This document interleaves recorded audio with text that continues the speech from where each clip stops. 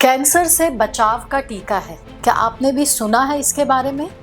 अगर नहीं तो आप लोगों को, स्पेशली फीमेल्स को, ये जानना बहुत ज़रूरी है कि कौन सा वो टीका है जिससे हम कैंसर से बच सकते हैं, कब इसे लगवाना चाहिए, किन कैंसर से इसमें बचाव होता है और कौन कौन से टीके अवेलेबल हैं और हम कैसे सिलेक्ट करें कि कब लगाना है, कैसे लगाना है और कौन सा टीका हमारे लिए ठीक है।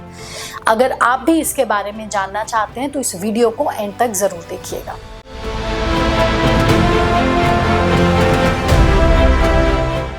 हेलो फ्रेंड्स, मैं हूं doctor Neeraj Pahlajani, infertility and high risk pregnancy expert. Cancer एक ऐसा शब्द है जिसे सुनते ही अच्छे लोग परेशान हो जाते हैं। ये एक ऐसी बीमारी है जो कोई नहीं चाहता है कि किसी को भी लगे, लेकिन हाँ, जितना ये सच है कि एक ये जानलेवा बीमारी है, तकलीफ देह है, किसी को नहीं होनी चाहिए, ये भी सच है कि कैंसर किसी को भी हो सकता है, कोई भी इससे बचा हुआ नहीं। तो समझदारी क्या है कि हम वो चीज़ों के बारे में अवेयर रहें जिससे हम कैंसर से बच सकते हैं, वो सारी चीज़ों को प्रैक्टिस करें जिससे हम कैंसर से जूझ सकते हैं अर्ली डायग्नोसिस करके, क्योंकि कैंसर का मेन बचाव है कि इसे ना होने दिया जाए। तो prevention is the best medicine. लेकिन अगर ये हो रहा है तो इसे हम जितना जल्दी पकड़ेंगे, इसका इलाज उतना अच्छे तरीके से किया जा सकता है। तो आज ऐसे एक कैंसर के बारे में हम बात करेंगे जिसे हम एक टीके के जरिए प्रिवेंट कर सकते हैं। हाँ जी, मैं बात कर रही हूँ वैक्सीन की, जिसका नाम है HPV, human papilloma virus vaccine. इस वैक्सीनेशन का इस्तेमाल अगर महिलाओं में करते हैं तो हम बच्चेदानी के मुंह के कैंसर, जिसे हम बोलते हैं सर्वाइकल कैंसर, उसकी रोकथाम कर सकते हैं और काफ़ी हद तक बाकी के कैंसर जो कि इस HPV वायरस से हो सकते हैं, ह्यूमन पेपिलोमा वायरस से, जैसे कि कुछ एनोरेक्टल यानी कि अतड़ियों का या लेट्रिन के रास्ते का जो कैंसर होता है, उससे भी हम बचाव कर सकते हैं।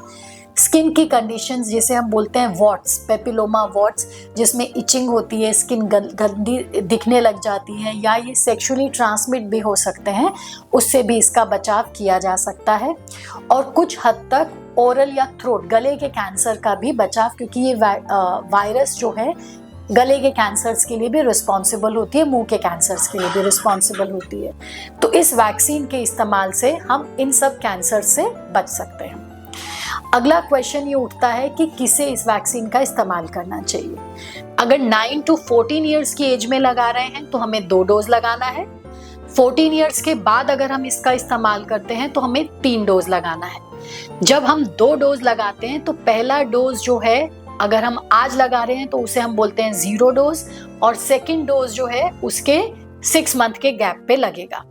और जब हम 3 डोज लगाते हैं तो फर्स्ट डोज अगर आज लगा रहे हैं तो सेकेंड डोज लगेगा 2 मंथ पे, और थर्ड डोज जो है वो 6 मंथ पे लगेगा। यानी कि 0, 2 and 6 मंथ का हम शेड्यूल फॉलो करते हैं। तो इसका अगर हम बेस्ट इफेक्ट की बात करें तो सेक्सुअली एक्टिव होने से पहले अगर हम इस वैक्सीन का इस्तेमाल करते हैं तो इसका प्रिवेंटिव इफेक्ट सबसे ज़्यादा रहता है। सेक्सुअली एक्टिव होने के बाद भी ये आपको प्रिवेंशन देगा, लेकिन हाँ, उतना नहीं जितना हम सेक्सुअली एक्टिव होने से पहले लेते हैं। तो इसलिए जो आइडियल एज है इसकी कि हम 9 to 23-25 ईयर्स के बीच में ही लगा लें, और उसके बाद अगर किसी कारणवश आप नहीं लगा पाए हैं तो आप टिल द एज ऑफ 40 भी लगा सकते हैं।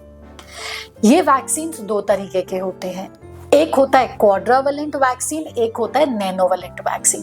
क्वाड्रावेलेंट वैक्सीन वो होता है जो HPV वायरस के 4 स्ट्रेन्स के अगेंस्ट हमें बचाव देता है, और नैनोवेलेंट वैक्सीन वो होता है जो 9 स्ट्रेन्स के अगेंस्ट बचाव देता है। तो इन दोनों में से अगर हम समझें कि कौन सा बेहतर है तो डेफिनेटली नैनोवेलेंट जो वैक्सीन है वो क्वाड्रावेलेंट के मुकाबले में ज़्यादा बेहतर है, क्योंकि ये ज़्यादा वायरस के अगेंस्ट प्रोटेक्शन देता है। लेकिन बेहतर है तो ये महंगा भी है। अब अलग अलग ब्रांड्स के वैक्सीन्स मार्केट में अवेलेबल होते हैं, आप कौन सा लगाएं। इंटरनेशनल ब्रांड्स जो हैं वो हमें क्वाड्रावेलेंट और नैनोवेलेंट दोनों वैक्सीन्स प्रोवाइड कराते हैं, तो आप अपनी सुविधा अनुसार, अपने अवेलेबिलिटी अनुसार इन दोनों में से कोई भी एक इस्तेमाल कर सकते हैं। बेटर जो रहता है वो नैनोवेलेंट रहता है। जो इंडियन ब्रांड्स हैं, इंडियन मार्केट में अभी तक जो वैक्सीन्स अवेलेबल हैं वो क्वाड्रावेलेंट ही हैं, यानी कि 4 स्ट्रेन्स के अगेंस्ट प्रिवेंशन देते हैं, और ये कंपेयर टू इंटरनेशनल ब्रांड्स सस्ते हैं लेकिन उतने ही इफेक्टिव हैं जितना एक इंटरनेशनल क्वाड्रावेलेंट ब्रांड इफेक्टिव होगा। तो ऐसा नहीं है कि इंडियन है तो खराब होगा, ये सस्ते इसलिए हैं क्योंकि बहुत सारे कमर्शियल्स होते हैं, इंपोर्ट ड्यूटी नहीं लग रही है, वैसा नहीं लग रहा है। अदरवाइज ये भी उतने ही इफेक्टिव हैं जितने इंटरनेशनल क्वाड्रावेलेंट ब्रांड्स इफेक्टिव होते हैं। इस वैक्सीन का डोजेज शेड्यूल क्या रहेगा? यंग एज में अगर आप इसको लगा रहे हैं 9 to 23 ईयर्स तक, तो इसके 2 डोज काफ़ी रहते हैं। आप 1 डोज आज लगाए तो सेकेंड डोज उसके 2 मंथ्स के बाद लगाएंगे। इसके बाद अगर हम कभी इस्तेमाल कर रहे हैं या कुछ स्पेशल कंडीशंस में इस्तेमाल कर रहे हैं तो हमें 3 डोज लगाने चाहिए। वो होता है 0, 2 या और थर्ड डोज जो लगेगा वो होगा 6 मंथ्स पे। यानी कि फर्स्ट डोज अगर आप जनवरी में लगा रहे हैं तो सेकेंड डोज इसके 2 महीने के बाद लगाएंगे जो कि रहेगी मार्च की, और जो थर्ड डोज होगी वो सेकेंड डोज के 4 महीने के बाद या फर्स्ट डोज के 6 महीने के बाद लगाया जाता है। इस वैक्सीन का कोई नुकसान नहीं होता है। लोगों के दिमाग में आता है कि क्या इससे हमारा बच्चा पैदा करने की ताकत तो नहीं खराब हो जाएगी, इससे हमारे को बुखार तो नहीं आएगा, इससे हमारे को कोई तकलीफ तो नहीं हो जाएगी। ऐसा कुछ नहीं होता है। ये वैक्सीन काफ़ी सेफ हैं, इफ़ेक्टिव हैं और सफिशिएंट ट्रायल्स इसके हो चुके हैं, इसलिए आप सेफली इसको रिकमेंड कर सकते हो। और एक टिप जो सबके लिए ज़रूरी है, बोनस टिप भी आप इसको बोल सकते हैं, कि सिर्फ महिलाओं में ही नहीं, ये जो HPV वैक्सीन है ये मेल्स में भी कारगर होता है। मेल्स में ये प्रिवेंशन देगा उन कैंसर्स के अगेंस्ट जो ये वायरस से हो सकते हैं। Anorectal cancer, testicular cancer, scrotal cancer यानी कि प्राइवेट पार्ट के कैंसर, और कुछ हद तक मेल्स में भी ये जो माउथ और थ्रोट के कैंसर्स होते हैं उससे भी बचाव ये देता है।